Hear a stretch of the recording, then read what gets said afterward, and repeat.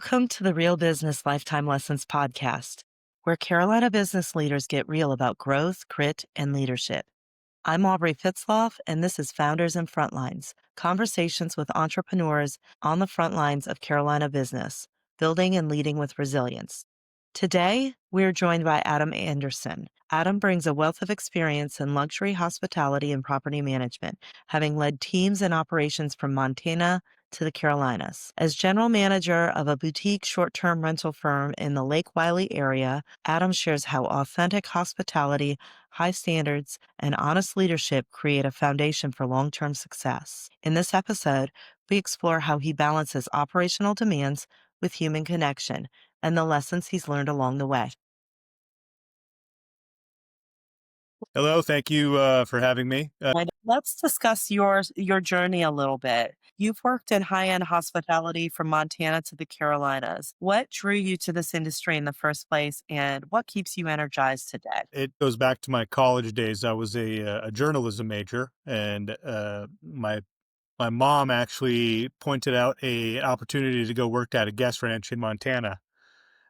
Coming from Minnesota, I applied for that, and I got the job at a high-end guest ranch just north of Yellowstone National Park, and that's where my experience began. And then I graduated in 2008 and couldn't really find a job like most people, so I moved back out to Montana and I became a valet at another private company and private property. And I moved from there, and it really grew to a love of interacting with people constantly from all over the country and from all over the world. And that's what keeps me energized today, is making those new connections and meeting people from all over the place with different worldviews and different perspectives. Looking back over your career, and you've been to a lot of locations, what moment or turning point most shaped how you lead now? I don't really didn't really have an aha moment necessarily where, something stood out where, okay, I'm going to change how I am as a person. But I think just as a base level, there was one moment with an employee. I don't really want to go specifically into it because it was personal for them, but it was an aha moment where I wasn't understanding where they were coming from, and learning to lead with empathy from that moment. And then positivity has been my standard best, because you don't know what people are feeling generally on a day-to-day basis. And you can put yourself in somebody else's shoes, but at the end of the day, you truly don't know what they're coming from. So trying to learn to be empathetic and positive is how I like to lead now. Empathy is a very important skill, no matter what industry you're leading within. When we had our intro call, you mentioned the importance of Montana hospitality. And we in the South definitely believe in Southern hospitality. When it comes to servant leadership, the way that you approach things, how do those values play out in the way you manage properties and people today? One of the most important tenets of Montana hospitality, which was a specific thing that the Yellowstone Club where I worked at for the majority of my career come up with, was a concept called leading the way. And this really empowers people to take charge of situations in real time rather than having to constantly guess what they think is right, or running it up the flag and it's taking hours and days to do something that they can just act on. And I try to empower our team and teams in the past to just own it and say, okay, I don't need to go and talk to every single person about making a decision that can impact this guest in a positive way. And that fast action can really change the perspective of a short-term rental guest, or even a homeowner. If it's something that you can just, okay, I made this decision, more than likely it's going to be the right decision. And if it's not, we can go from there. So leading the way and owning it are really two of the things that I like to teach my teams. Don't be afraid to make the wrong decision, because we hired you for a reason, and we believe that you're going to be able to make the right decision in most circumstances. Employee empowerment really makes a difference when you're leading as opposed to managing. I agree with that concept a lot. How do you adapt your leadership style when you're managing rotating staff or juggling guest expectations in real time? Sure. I mean, I think adaptability is important with managing staff personalities, but it's really kind of micro adjustments that I make. If somebody isn't great at texting, or if somebody isn't good at technology, I can kind of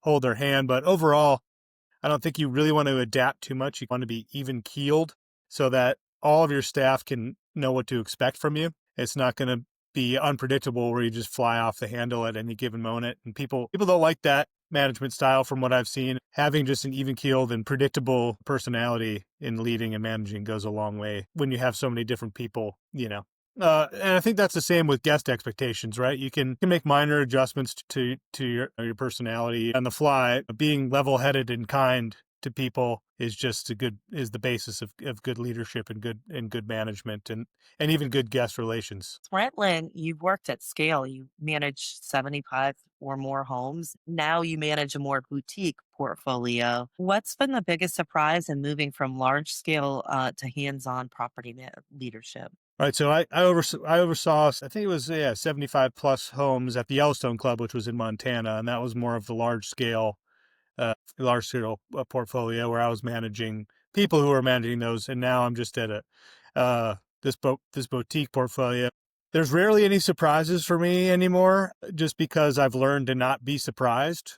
Things continue to happen, but you just have to learn to expect anything from mansions in the peaks of the Rocky Mountains to these lake homes on the shores of Lake Wylie. Anything is possible. Anything can happen anytime. I've run the gamut of, seeing a bear in a house, in a garage. That was surprising, but at the end of the day, okay, not that out of the expectations. And we've seen things here in Lake Wylie, maintenance and mechanical wise, that I hadn't seen in the Rocky Mountains, just because different climates, different environments. But that's the attitude I take, is that it's not going to be surprising to me anymore if something out of the ordinary happens, because I've just seen, you name it. I feel like I've seen something that would surprise most people, but you just have to take it with a grain of salt and say, okay, well, this is happening.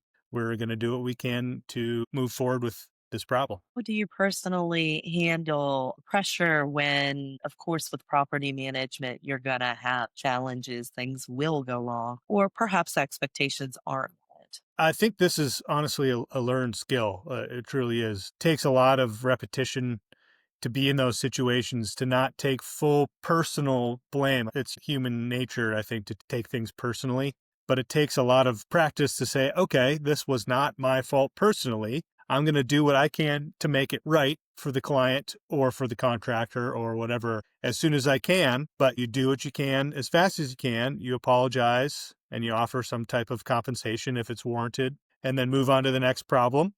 And then you assess how you could have prevented it from happening in the first place if it was an operational failure. But then you don't want to take that home and think about it when you're trying to fall asleep at night, because that just can lead to burnout. That can lead to poor relationships outside of work. And it took me years, honestly, to say, okay, I'm not going to take this personally.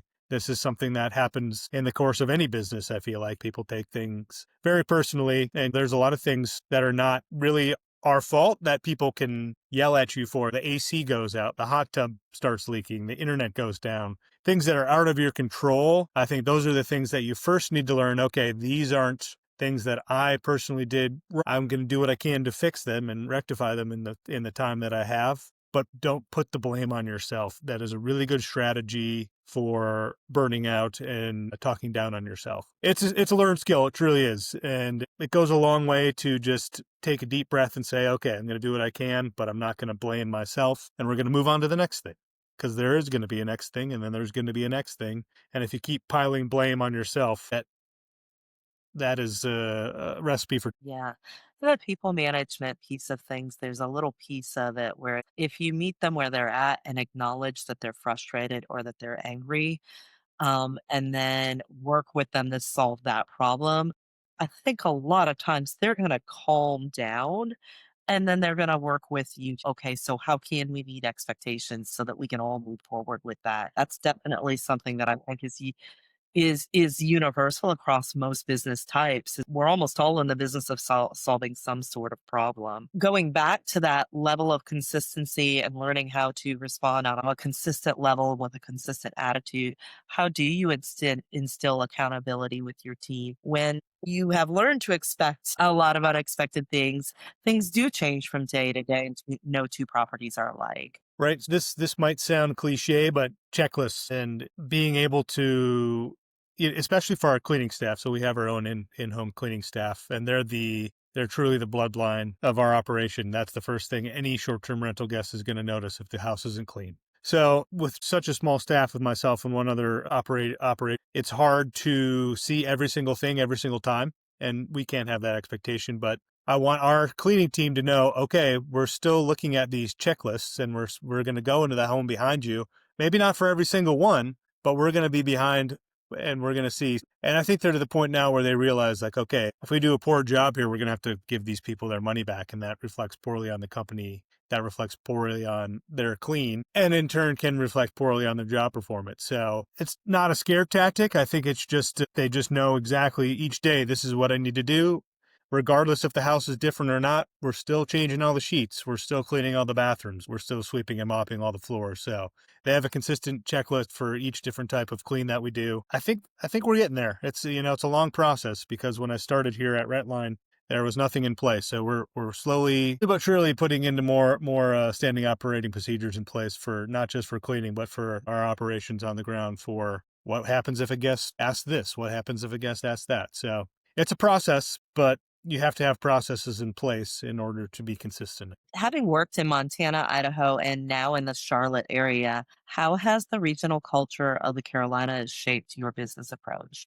Sure, I'm still learning every day. I haven't lived in the Charlotte area for going on 2.5 years now, but I did live in Montana and the Pacific, Rocky Mountain West, I guess, for the better part of 15 years. Since most of our properties are down on Lake Wylie, it's more of the lake life vibes, if you will. It's very similar to the ski town vibes. It's relaxed. It's not the high end. We're not in Midtown Manhattan here, and we're not butlers. We're trying to be relaxed, but I think there's a little bit more of a higher standard of hospitality as far as the prim and proper. But we get people from all over that are staying at these lake houses. I think it's basically the same tenets of hospitality, of more less stuffy hospitality, if you will, where you're going to have a conversation with these people just being yourself. On that note, when we chatted before, you spoke about hospitality being genuine and not being stuffy or robotic. How do you help your team embody that kind of authenticity, especially when they may be dealing with high net worth clientele?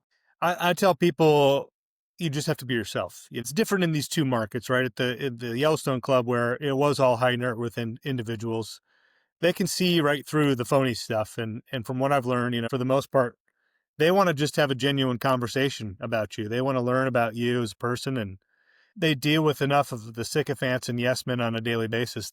Some people want that, a very small portion from what I've learned, but you can tell pretty soon if they don't really care to have a conversation. Now, here in the short-term rental, it's a bit different, because you're seeing so much higher turnover and you're not maintaining relationships with the same clients. Obviously, it's good to have repeat renters, but every little interaction and touchstone you have with the short-term clients matters, because the reviews are really the lifeblood of these listings. If we get a bad review, that goes a long way in not getting rentals. So if something goes wrong, making sure that you're talking to them on the phone, texting them, and obviously we have our messaging that goes out through Airbnb and VRBO and the various booking systems that we use. But it's hard in the short-term rental industry. I'm still very new at the short-term rental part of it. Being able to communicate and have some type of, messaging and conversation with 75 to 80% of our guests goes a long way in building those relationships, and A, wanting to have them come back, and B, if they don't want to come back, at least giving us a good review, and know that there's a human behind it. For what we do want to automate, we still want to have some humanity behind it and a face behind it. So they're like, oh, this is a person. This isn't just some faceless company. We rely on that humanity for sure. How are you personally choosing to stay connected with both your property owners and your guest after their stay ends? What does that follow up look like, and especially if you're asking for that review? Right. So with our property owners, we're talking to them on a weekly, if not even daily basis, especially now during the summertime, which is our busiest time of year.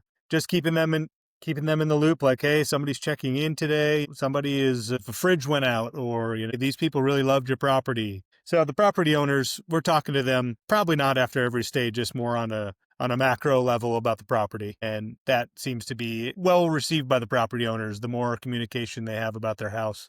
Because they're not getting in there maybe once every 3 months when it's busy. And that's a huge thing for them to know. Okay, our guys and gals are on the ground and they're in the house on a regular basis, so they trust us. As far as the short-term rentals, it's impossible to talk to every single one every single time, and maybe this is something that we need to hire for, but Hunter and myself, the other manager with me, we generally have a phone call prior to a check-in, a text or a call mid-stay. If it's like a 3-night stay, we're probably not going to do this. If it's going to be a week-long stay or longer, one of the higher dollar stays, we like to do a pre-arrival check-in, an in-house check-in, and then a post-stay check-in. And that's a phone call or a message. Just especially with the higher dollar properties, we want to make them feel like they have almost like a personal concierge that they're dealing with. And then if something goes wrong, again, they have somebody to call or somebody to text, and they don't just feel like they're just hitting a wall messaging Airbnb and VRBO and not getting a response back. And even when something goes good, we want them to be able to talk to us and say, hey, we love the place. Like, we want to come back next year. We're already looking at dates, and we get that at a lot of our places. We want them to have an outlet, good or bad. And that becomes a phone call or a text message rather than just the stuffiness of sending messages via VRBO or Airbnb. That's not as personal that way. I know that when I've personally traveled and used one of those platforms, I don't necessarily need to be in touch with whoever is the owner or the manager, but just having that peace of mind of knowing that if I need to touch base with them, I have an actual phone number. It's not, I've got to rely on them to check. That provides some peace of mind. And Exactly. I guess it probably depends. We're not usually renting for a week or longer. We're more of those, let me get away for a long weekend, or like this weekend, we're headed to Mm-hmm. Pennsylvania for my stepkid's Sure. graduation parties. I just need to know that if there's something, I can touch base with somebody and have it be taken seriously. Exactly. Right. You mentioned earlier that reviews and word of mouth is part of the lifeblood of your business and how the business grows. What are some small moments or habits that you feel make your company truly referable? Well, it's those special moments that we try to create for our guests, in at the Yellowstone Club.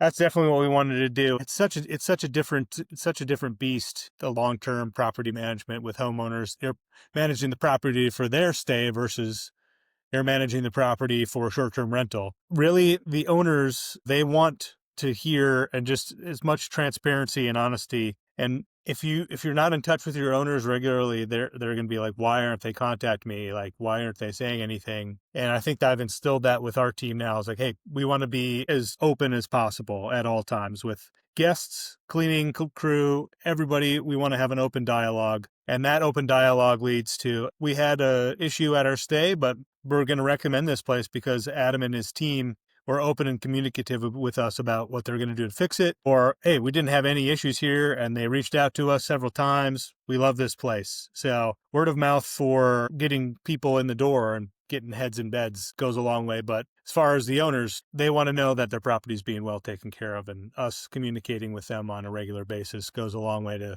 recommend to their other friends that have lake houses that may be in the short-term industry. Hey, these guys are doing a great job. The house is in great shape. The revenue, the bottom line is the best it's ever been in some cases. So yeah, I think communication is the biggest key from a referral standpoint. A lean management team and obviously a lot of moving parts. How do you and your co-leader think about building resilience into the business if one of you needed to step back temporarily?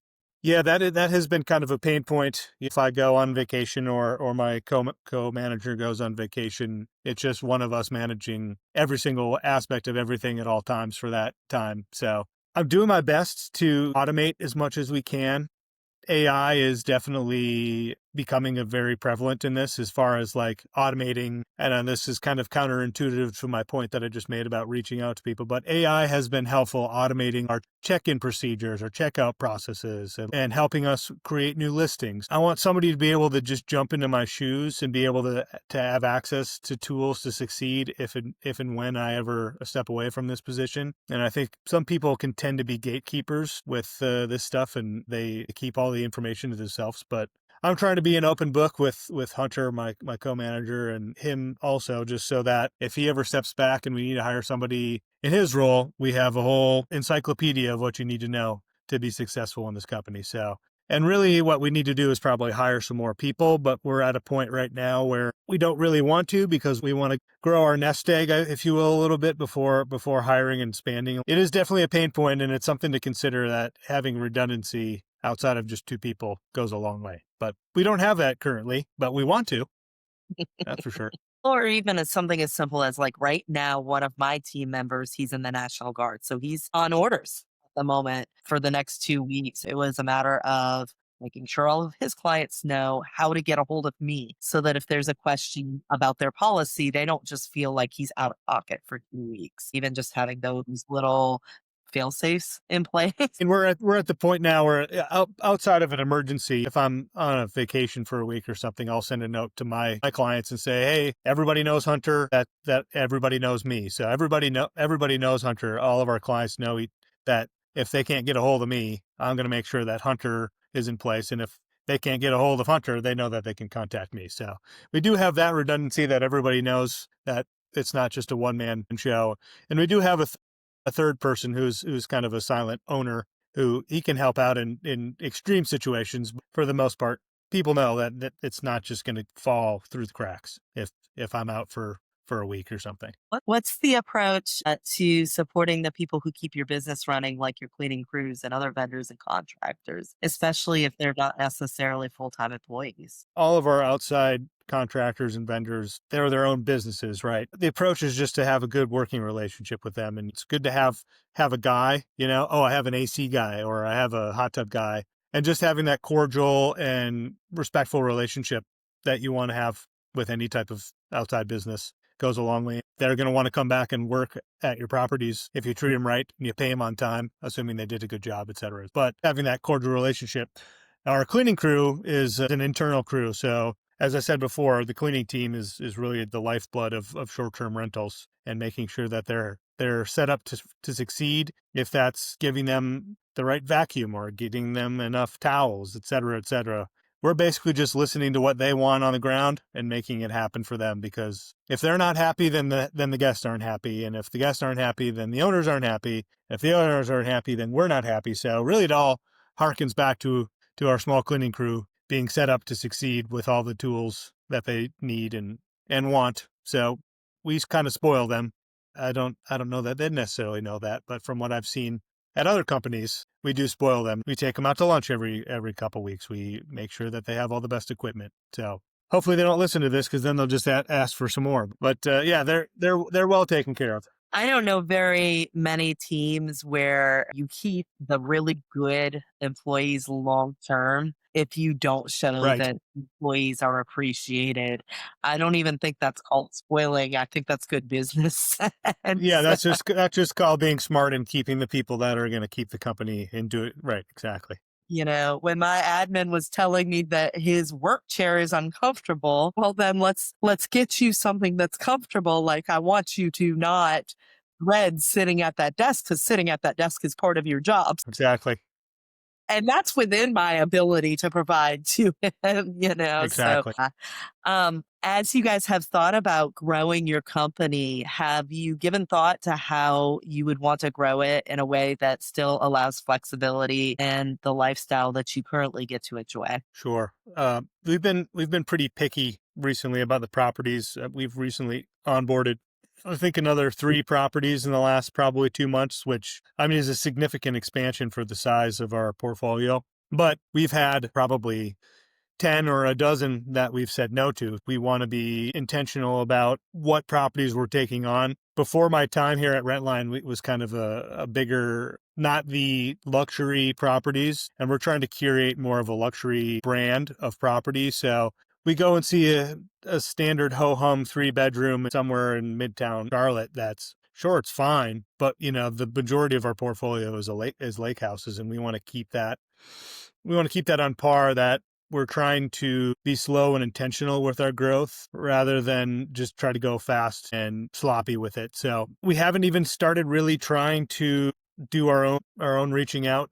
There's tools and ways to find new properties, but just the word of mouth that we've got has been enough to slowly grow. And I think like I said, slow intentional growth is going to be better in the long term than just taking every single thing that comes your way. Sense. I think being very deliberate about where you choose to grow is an important thing, especially when you're in a role where, like, you and Hunter are the two main decision makers. So nobody needs to get overwhelmed. But on that note, in roles where you wear so many hats, how do you personally manage risk, whether that's time or decision fatigue, or how do you just protect what you have built so far? I think it's really important to do self check-ins and see, okay, how am I feeling? Do I feel like I'm doing too much? Do I need to delegate this to somebody else?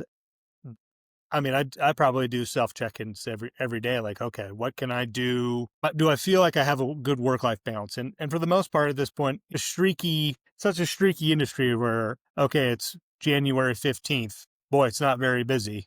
Oh, it's July 15th. Boy, I feel like a chicken with its head cutting off running around. So it's very hard to manage that time and decision fatigue because it's so streaky. It's very up and down. But I think it's also good to be able to bounce ideas off of other people outside of the industry. Like, my partner does not work in this industry, and she is a good sounding board for me to say, does this sound like, if you were a guest staying there, does this sound crazy, or does this sound like something you would appreciate? And just having sounding boards for making decisions goes a long way too. Yeah, that outside perspective can be so valuable when you're in the silo of either, running your own business, or in your situation where you essentially have ownership mentality, because the buck stops with you guys. Y'all are the ones that onboard and maintain those property relationships. So having that outside counsel at times can really help keep you in the lane that you need to be in and not swerving somewhere you don't need to go.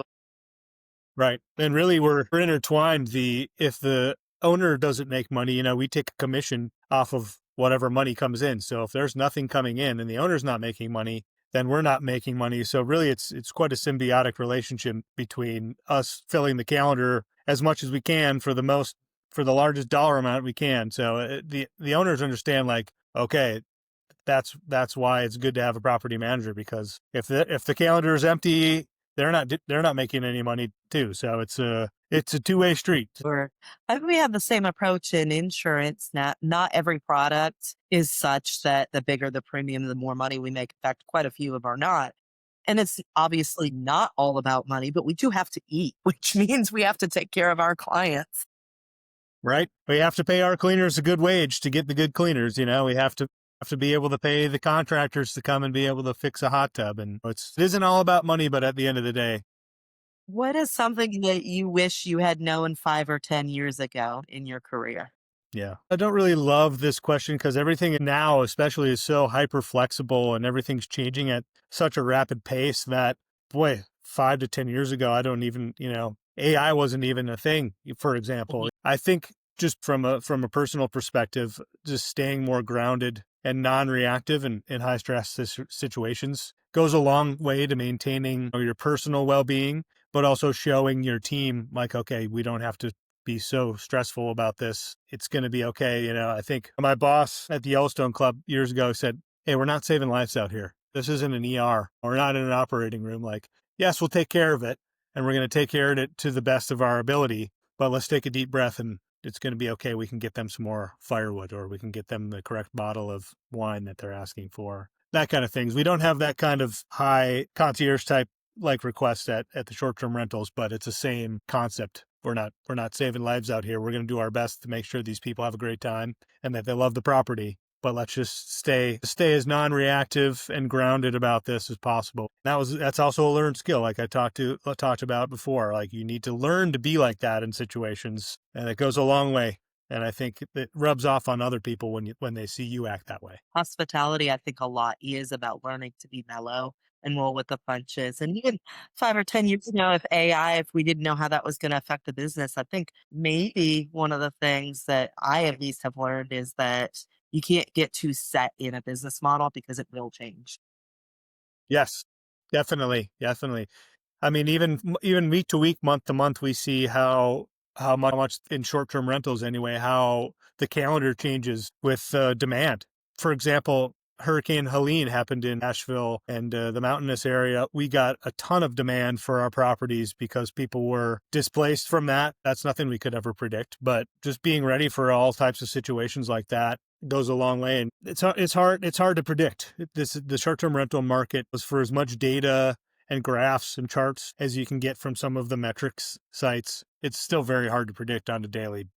Well, you've mentioned learn skills a couple of times throughout our chat. This is a pop quiz. Is there a book or a podcast or a YouTube channel that you have found to be personally rewarding as far as when you're trying to improve and learn specific skills to help your leadership? One of the best books is a former boss of mine gave me at the Yellowstone Club was How to Win Friends and Influence People by Dale Carnegie. It's a very step-by-step process of just like, okay, people are going to respect you. People are going to like you. If you follow these, well, I don't remember how many steps there are. There's like 12 or something like that. But it's it's very easy to read. It's not too jargony. And it's just basically life advice that can go a long way, not just in hospitality. I think it can go a long way in any type of business. That's something that I go back to often just to touch base on that book. And I read that. I don't read it full, but I'll read a chapter here and there every once in a while to reinvigorate myself on some of his steps. And that's a highly recommended book for me. It's old. I think it's from like the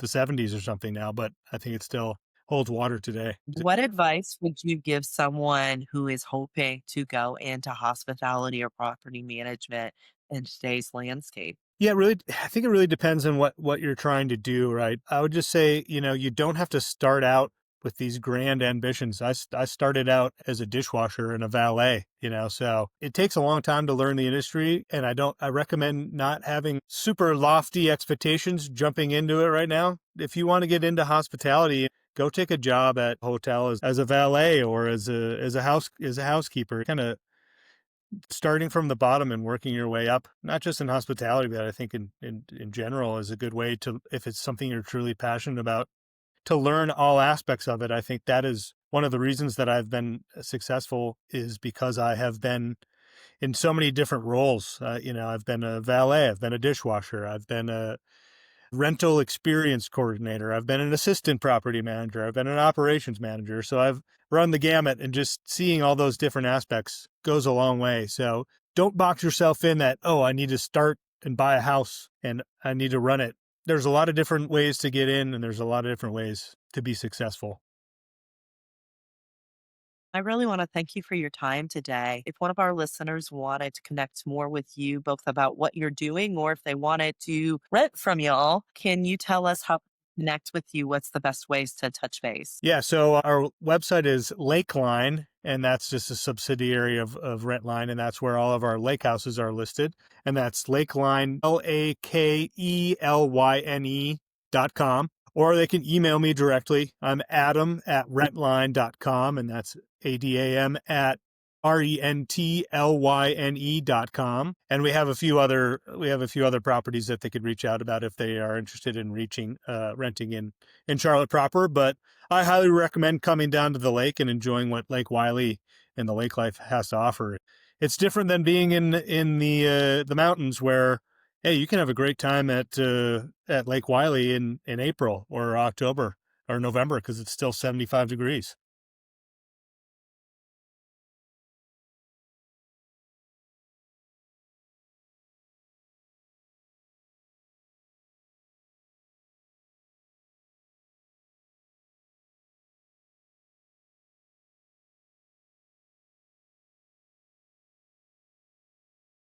Adam, before we let you go, do you have any other advice or thoughts for somebody who's maybe thinking about going out and starting a company or a brand new entrepreneur? Any last words for them? Try to get some people that you trust around you. Don't feel like you have to go it alone. It's a long slog if you try to do everything by yourself, and lean on others and put your trust in others. And sometimes that doesn't work out for the best, but in the long term, that's going to be the best way to continue to grow a business and get into a successful operation. Thanks for tuning in to Founders and Frontlines, part of the Real Business Lifetime Lessons podcast, hosted by the Lifetime Insurance Agency team. Don't forget to subscribe for more stories of growth, grit, and leadership from entrepreneurs across the Carolinas. And if you're a Carolina resident needing help with health, life, or Medicare insurance, our team at Lifetime Insurance is here for you.